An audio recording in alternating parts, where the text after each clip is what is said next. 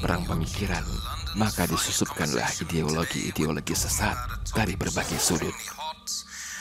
Orang-orang Islam diminta untuk tidak ekstrim, karena semua agama mengajarkan untuk hidup damai, termasuk juga damai dengan kaum penjajah. To stand up and protect our country for what is right.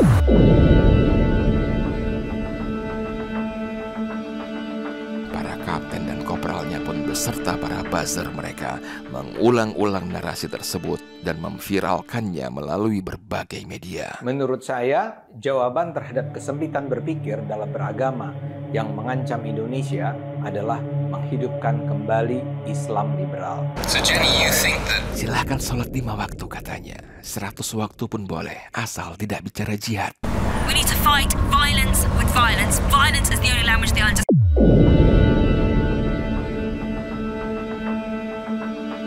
Kamu mengatakan sesajen adalah syirik, musyrik.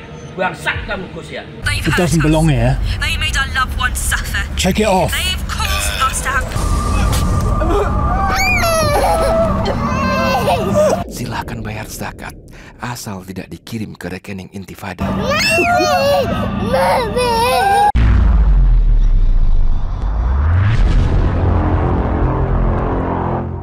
Lagian kan gue udah bilang, gue gak gila-gila masuk surga, say. Gue mah di neraka juga udah gak apa-apa.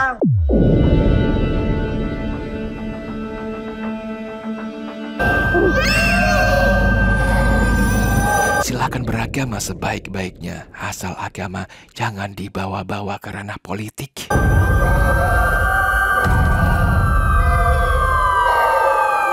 Betapa bingungnya masyarakat melihat seseorang yang sudah terlanjur disebut-sebut sebagai kiai, guru bangsa, bahkan wali Allah, ketika ia berkata bahwa Tuhan tidak perlu dibela. Dan parade kejahilan mereka pun ditutup dengan seruan lantang. Kita zikir bersama, Allahu Akbar. Kita zikir bersama. Allahu Akbar. Allahu Akbar.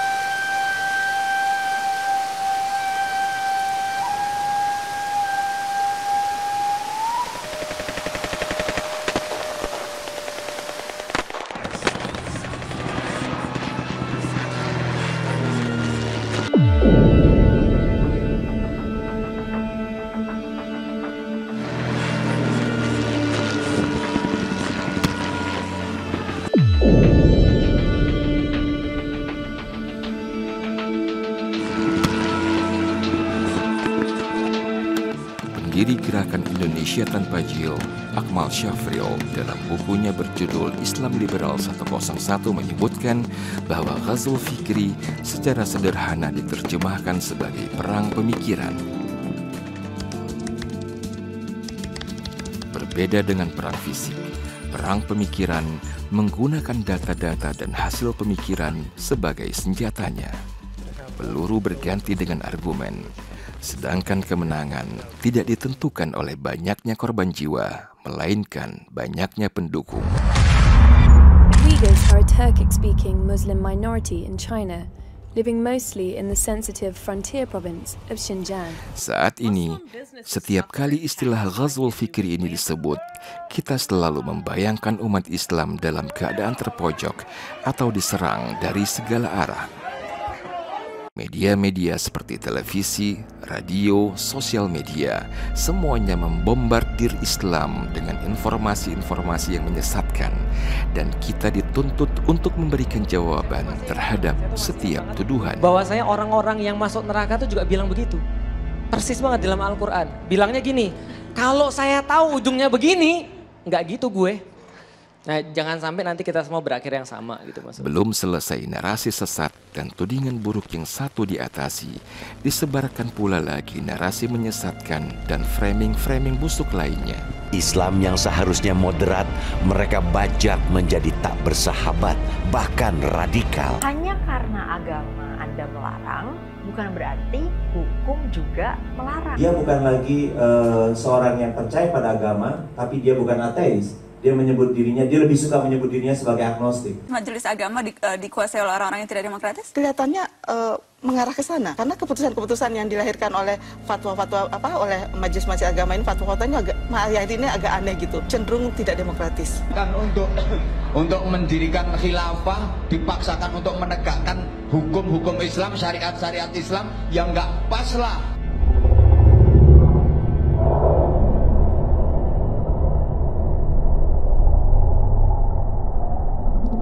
Umat Islam tidak diberikan kesempatan untuk melihat iklim media yang bebas dari penistaan, Islamofobia, dan invasi pemikiran yang sesat menyesatkan.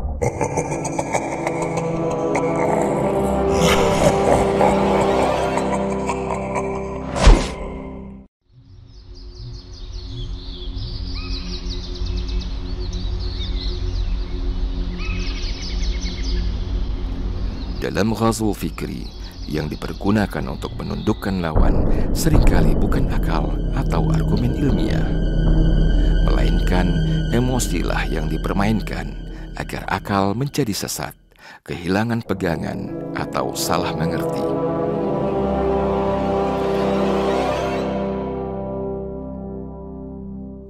Kalau sudah kehabisan argumen, ada kalanya para dai difitnah dengan segala cara agar orang melupakan inti persoalannya.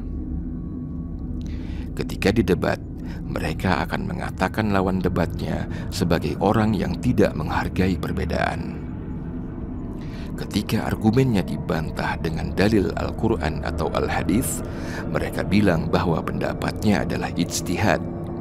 Padahal ijtihad tidak dilakukan jika ada tuntutan yang jelas dari kedua referensi utama tersebut. Ketika ditegaskan bahwa Islam tidak sama dengan agama-agama lain, tiba-tiba kita dituduh hendak membasmi agama-agama lain.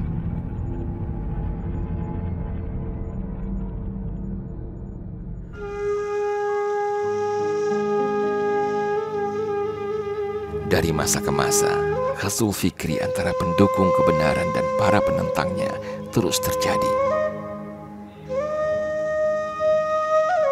Coba lihat kembali sirah Nabi Ibrahim alaihissalam. Beliau adalah seorang tokoh besar dalam sejarah yang dikenal telah melakukan pertukaran argumentasi dengan para penyembah berhala untuk mengembalikan mereka kepada jalan yang lurus. Cara beliau begitu efektif memporak-porandakan landasan pemikiran yang rapuh dari para penyembah berhala tersebut. Beliau menyebutkan hakikat sebenarnya dari sesuatu yang mereka sembah, yaitu patung-patung belaka, tidak lebih daripada itu.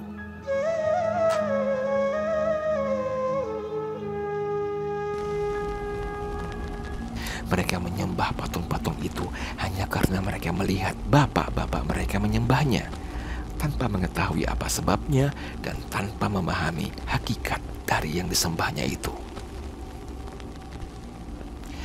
Namun bagaimanapun, mengubah pola pikir yang sudah mendarah daging bukanlah pekerjaan yang mudah. Jika imajinasi telah ditumpulkan oleh fanatisme, maka hanya pembuktian radikal sajalah yang bisa memberikan penjelasan. Hal inilah yang dilakukan oleh Nabi Ibrahim alaihissalam. Tanpa sepengetahuan orang, berhala-berhala itu pun beliau hancurkan sedemikian rupa, kecuali berhala yang paling besar. orang-orang langsung mencurigainya karena sebelumnya beliau sudah sering mencemooh berhala-berhala kaumnya.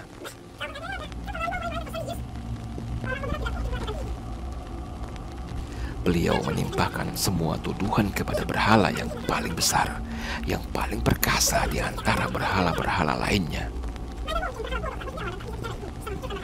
Secara eksplisit dan implisit, Nabi Ibrahim alaihissalam telah menyoroti ketidakmampuan berhala tersebut.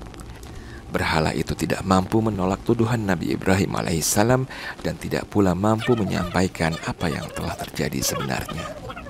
Tuduhan itu pun tidak bisa diterima karena pada kenyataannya berhala itu tidak mampu bergerak dan mereka pun terpaksa mengakuinya.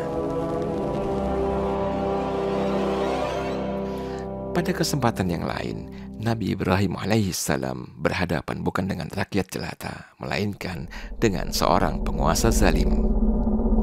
Kedegilan penguasa zalim ini pun bahkan lebih parah daripada para penyembah berhala sebelumnya.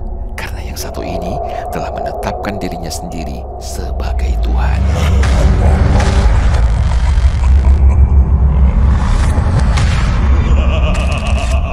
Maka Raja Zalim ini pun harus mengalami syok terapi yang sama melalui lisan Nabi Ibrahim alaihissalam, meskipun Raja Zalim ini merasa pintar dalam permainan kata. Al-Quran merekam perdebatan perang pemikiran dan fenomenal ini pada surah Al-Baqarah ayat 258. Sang penguasa yang sudah tertipu dengan kekuasaan yang diberikan kepadanya menyangka bahwa ia bisa menghidupkan dan mematikan sebagaimana Allah melakukannya.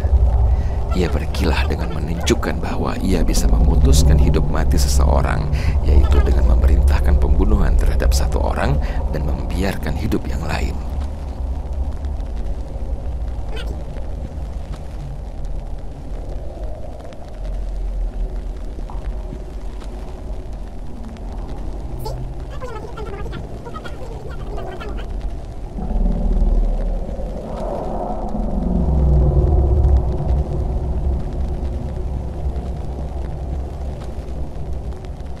Tetapi penyimpangan logika ini dijawab dengan sangat cerdas oleh Nabi Ibrahim alaihissalam, sehingga ia tidak mungkin lagi menyamakan dirinya dengan Tuhan. Ibrahim pun berkata, sesungguhnya Allah menerbitkan matahari dari timur, maka terbitkanlah dia dari barat. Lalu terdiamlah orang kafir itu. Runtuhlah bangunan kesombongannya dan ia tidak bisa lagi menipu orang lain maupun dirinya sendiri.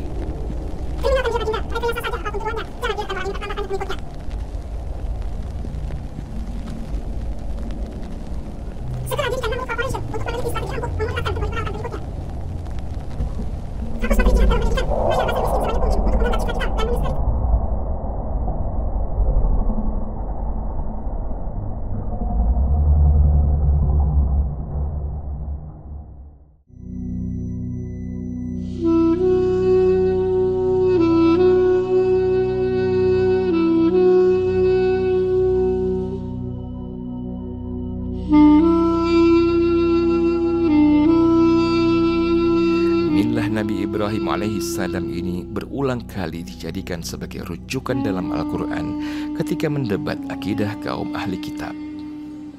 Sudah barang tentu Rasulullah sallallahu alaihi wasallam pun mengikuti metode dakwah Nabi Ibrahim alaihissalam, yaitu dengan menyentuh akal manusia dengan argumen-argumen cerdas dan penuh hikmah.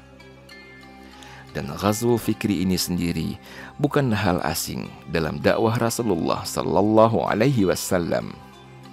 Sejak awal, dakwah beliau telah mendapat penentangan keras, bahkan dari paman-pamannya sendiri. Ketika Rasulullah sallallahu alaihi wasallam menyampaikan dakwahnya, untuk sejenak mereka lupa bahwa yang dihadapinya adalah manusia yang dijuluki sebagai Al-Amin, pemuda yang kejujurannya telah dipersaksikan oleh seantero Mekah. Karena semua orang tahu beliau tidak pernah berkata dusta. Dan Abu Lahab adalah salah satu orang yang paling mengenal siapa keponakannya itu. Nah, meninggalnya Abu Lahab gitu. Saya udah ngelempar 2 batu, Abu Lahab ini abadi di neraka, guys. Karena jahat banget sama Rasul ya. Akan tetapi, ketika ia mendengar seruannya, ia tidak dapat menahan diri untuk mencemooh. Azab yang pedih dianggapnya main-main. Bahkan ia mengecam pemberi peringatan itu. Nah, di kuburnya Abu Lahab waktu detik-detik mau dikuburkannya seperti itu. Dimasukin ke dalam lubang kubur.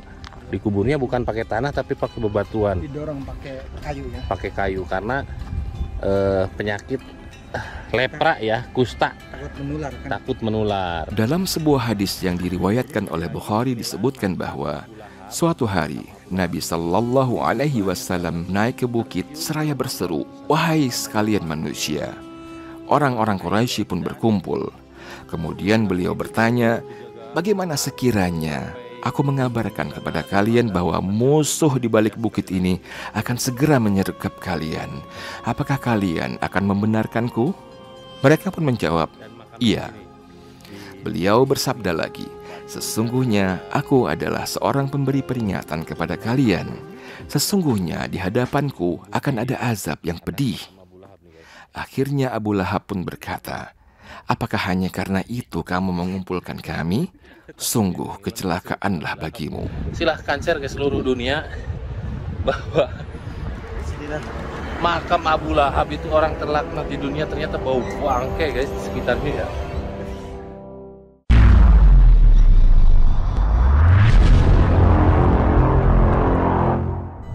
Gue udah bilang, gue gak gila-gila masuk surga, say. Gue mah di neraka juga udah gak apa-apa. Happy, ketemu teman-teman gue banyak. Dari masa ke masa, ada saja orang-orang seperti Abu Lahab yang mengolok-olok orang yang memberi peringatan akan adanya azab yang pedih dari Allah. Bahasanya berbeda-beda, mulai dari yang mengatakan bahwa surga Allah itu sedemikian luasnya sehingga orang bisa masuk surga dari pintu agamanya masing-masing, sampai pada mereka yang mengatakan bahwa mereka ingin beriman tanpa rasa takut.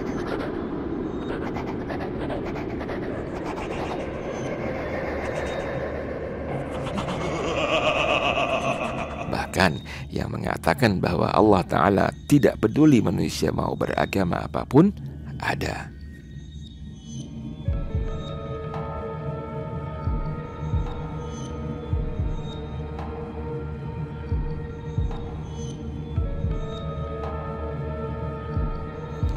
Jangankan Abu Lahab yang hidup 14 abad yang lalu, sekarang pun masih ada yang meniru argumen kaum Nabi Ibrahim alaihissalam.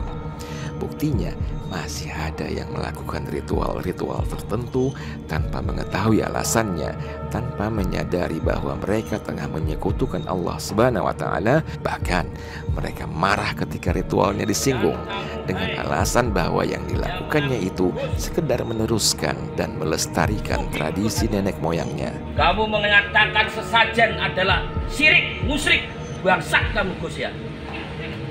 Saya menantang kamu, Gus. Walaupun kamu berlaksa-laksa muridmu anggotamu, saya dukun, siap mendatangi kamu kapan kamu butuhkan. Ini adalah tradisi yang mulia. Sebelum keberadaan agama kalian menginjak bumi pertiwi, kami sudah disajikan dengan sajian seperti ini. Jika dulu hanya orang-orang bodoh saja yang melakukan ritual-ritual semata karena nenek moyangnya telah mencontohkannya, maka kini justru ada yang berusaha mencari pembenaran ilmiah untuk tindakan tersebut. Dengan alasan melestarikan keberagaman atau menjaga tradisi kearifan lokal, ritual-ritual tersebut terus dipertahankan. Bahkan kalau perlu dipaksakan, betapapun tidak logisnya perbuatan tersebut. Oleh manusia sok suci Bani Kadrun yang anti dengan kearifan lokal dan budaya bangsa Indonesia. Mereka hujat sedemikian rupa. Mereka jadikan senjata untuk menyerang pemerintah dengan narasi-narasi bahwa pemerintah sesat karena menggunakan jasa dukun yang menurut mereka adalah menyekutukan Yang Maha Kuasa. Hati mereka benar-benar buta sehingga begitu membenci kearifan lokal dan budaya bangsa Indonesia.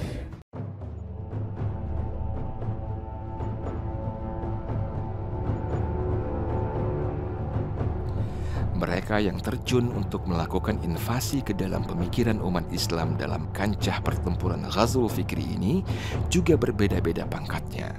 Ada panglimanya, ada kaptennya, ada kopralnya. Dan tentunya ada limpahan dananya.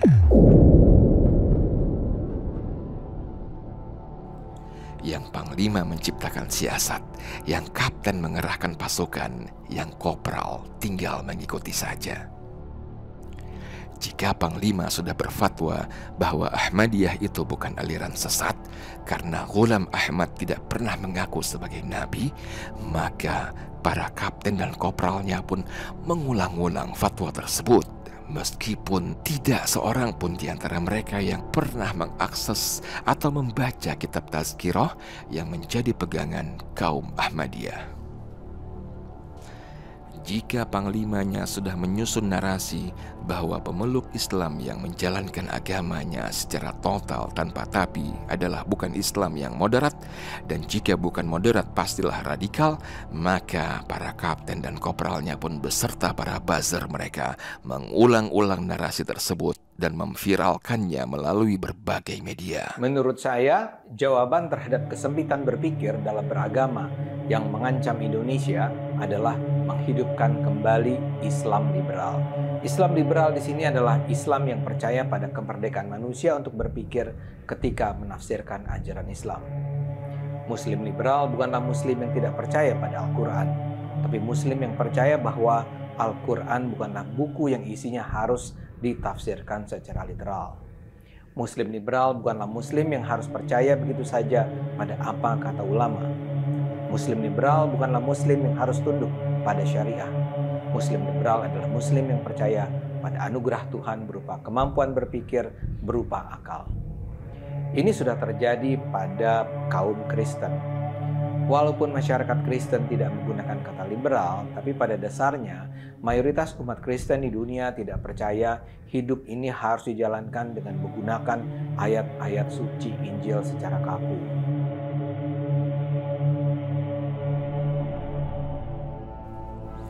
Untuk mencetak para kapten dan panglima, infiltrasi dilakukan kepada lembaga-lembaga pendidikan. Mahasiswa-mahasiswa Muslim pun diajak untuk menelaah Al-Quran dengan skeptis.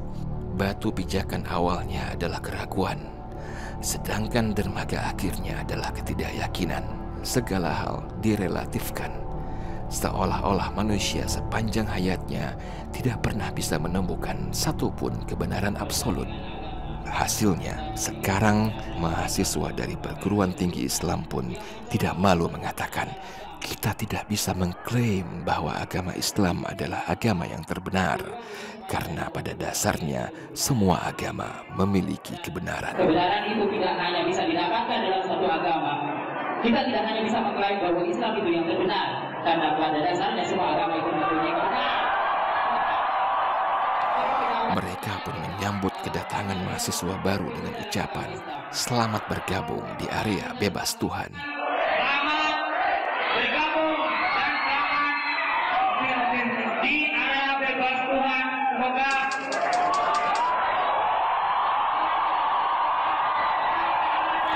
mahasiswa lainnya mengatakan, kami tidak mau Tuhan yang takut dengan pikiran manusia. kami tidak mau mempunyai Tuhan yang takut sama pikiran manusia.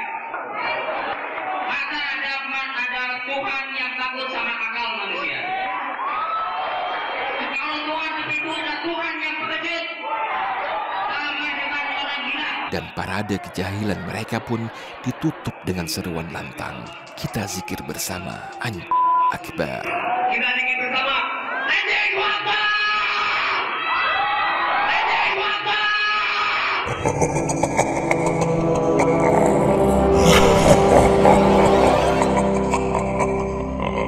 Insiden penistaan ini tidak terjadi di kampus-kampus sekuler, melainkan di kampus Universitas Islam Negeri Sunan Gunung Jati Bandung, di sebuah acara penerimaan mahasiswa baru pada tahun 2004.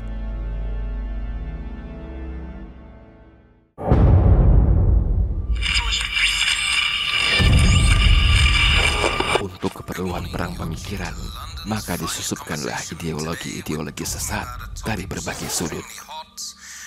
Orang-orang Islam diminta untuk tidak ekstrim, karena semua agama mengajarkan untuk hidup damai, termasuk juga damai dengan kaum penjajah. To stand up and protect our country for what is right. There's just too many people here that do not respect our values, that are not here for the wrong reasons. They don't want to integrate. They're not British. In British, values and morals are important. It's going to do no good to, the greater good of society. We need to bring people together, not encourage people to harm each other. I don't want my family, my future kids to grow up in a place where they can get molested and raped by bunches of strangers that don't even speak our own language. We need to start standing up for what is right. So Jenny, you think that... Silahkan sholat 5 waktu katanya. 100 waktu pun boleh, asal tidak bicara jihad.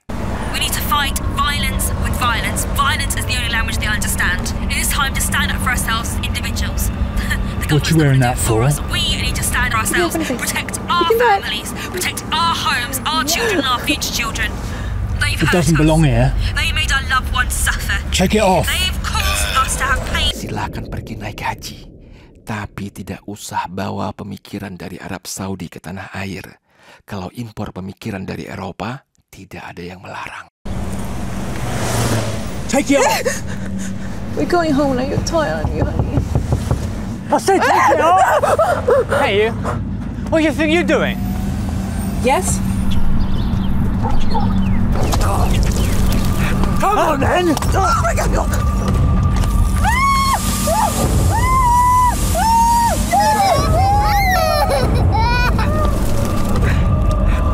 Stop, please, no. No, please, no, please.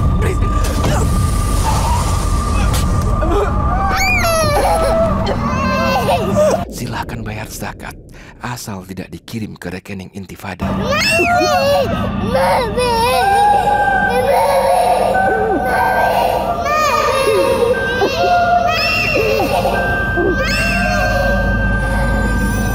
Silakan beragama sebaik-baiknya, asal agama jangan dibawa-bawa ke ranah politik.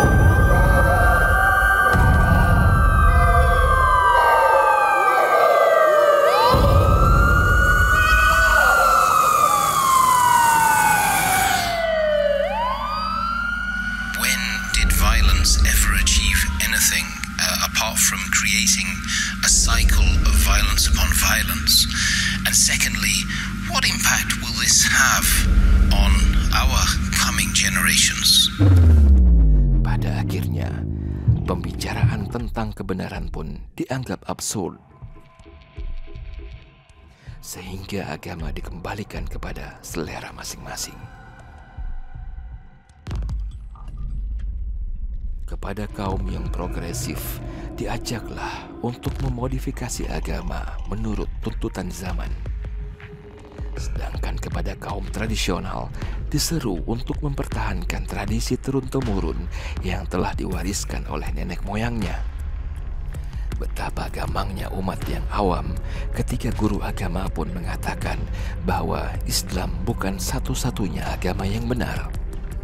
Betapa telanjang bulatnya kejahilan dipertontonkan oleh seorang profesor doktor dari perguruan tinggi Islam ketika ia mengomentari masalah pelacuran dengan kata-kata jangan sok suci. Padahal ia seorang profesor doktor. Betapa bingungnya masyarakat melihat seseorang yang sudah terlanjur disebut-sebut sebagai kiai, guru bangsa, bahkan wali Allah ketika ia berkata bahwa Tuhan tidak perlu dibela.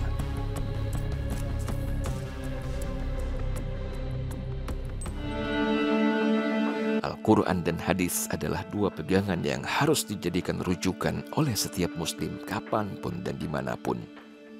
Keduanya merekam dengan jelas ghazul fikri dari masa ke masa, baik yang dihadapi oleh Rasulullah Sallallahu Alaihi Wasallam maupun para nabi dan rasul pendahulunya.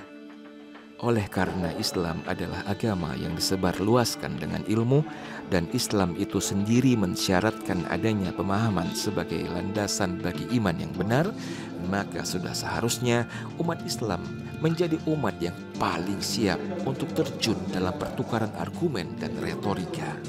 Jika Islam adalah agama yang menjunjung tinggi ilmu dan peradaban Islam adalah peradaban yang dibangun dengan landasan ilmu, bukankah semestinya kita berada di atas angin dan tidak terus-menerus menjadi mangsa? Demikian juga kalau kita bilang perang pemikiran, tiba-tiba banyak orang tidak berpikir kita tengah dalam keadaan perang. Saya nanya ke banyak aktivis dakwah, saya tanya apa yang antum pikirkan ketika saya mengatakan Ghazul Fikri? Jawaban mereka teori konspirasi. Apa itu teori konspirasi? Islam diserang dari kanan, kiri, depan, belakang, atas, bawah. Apakah itu realita perang? Kalau antum menganggap realita perang adalah kita diserang, ya kita mati aja udah. Perang itu adalah kita diserang dan kita menyerang balik. Kenapa pahamnya cuma setengah? Karena kita nggak pernah nyerang balik, akhirnya kita mati pelan-pelan, habis kita. Kita bicara perang, tapi nggak ada sense of urgency, nggak ada perasaan bahwa ini urgent. Perang itu urgent. Kalau bicara perang tuh nggak bisa dengan orang yang mentalnya ya yang penting saya selamat sendiri. Nggak ada orang selamat sendiri, nggak ada. Ya. Kalau mau selamat bareng-bareng. Nggak ada selamat sendiri. Ya nggak apa-apa di lingkungan saya ada minum-minuman keras, yang penting saya enggak, anak saya enggak. Sampai kapan anak Anda nggak minum minuman keras? Ya kan saya ajarin agama dengan benar di rumah. Emang anaknya Nabi Nuh alaihissalam nggak diajarin dengan benar di rumah? Jadi kita nggak bisa kita bicara perang pemikiran, tapi kita nggak ada sense bahwa ini gawat gitu. Ini gawat.